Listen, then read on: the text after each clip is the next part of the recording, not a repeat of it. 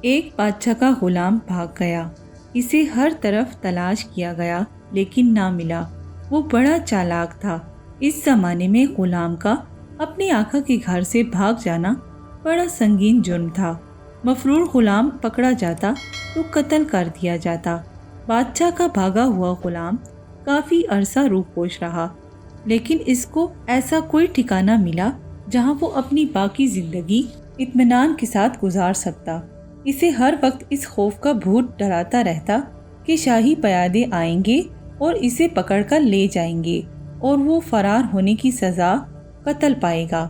یہ خوف سائے کی طرح ہر وقت اس کے ساتھ ساتھ رہتا، نہ رات کو نیند نہ دن کو چین۔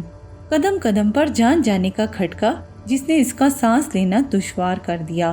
اس بے اطمینانی سے تنگ آ کر مغرور غلام بادشاہ کی خدمت میں حاضر ہوا اور بڑی عاجزی سے اپنی غلطی کی معافی چاہی۔ لیکن بادشاہ کو اس پر بڑا غصہ تھا، جو انتہائی نفرت کی صورت اختیار کر گیا تھا۔ بادشاہ نے اس کی غلطی کو بالکل معاف نہ کیا اور اسے قتل کرنے کا حکم دے دیا۔ جلاد نے غلام کو گردن سے پکڑا اور مقتل کی طرف لے چلا۔ قتل کے حکم نے غلام پر سناٹا طاری کر دیا۔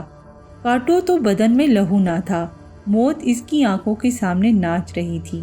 بس تھوڑی ہی دیر میں اس کی گردن تن سے جدا ہونے والی تھی۔ اسے دنیا میں کوئی موت سے بچانے والا نظر نہ آیا۔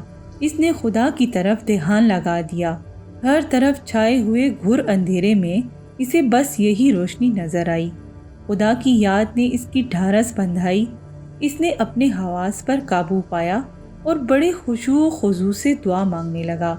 اے خدا، زندگی اور موت کے مالک، کل کائنات کے والی، تیری ذات پاک خوب جانتی ہے میں بے گناہ ہوں، میں مجرم نہیں ہوں، میں نے کوئی گناہ نہیں کیا، بے خطا بے قصور قتل کیا جا رہا ہوں، لیکن میری التجا تیرے حضور یہ ہے کہ تو بادشاہ کو ایک بے گناہ کے خون سے ہاتھ رنگنے کی سزا نہ دینا۔ میں اسے اپنا خون معاف کرتا ہوں کیونکہ میں نے اس کا نمک کھایا ہے۔ بادشاہ کے حکم سے بے گناہ قتل ہونے والے کی بادشاہ کے حق میں بخشش کی دعا عجیب ہی نہیں بلکہ عجیب تر بات تھی۔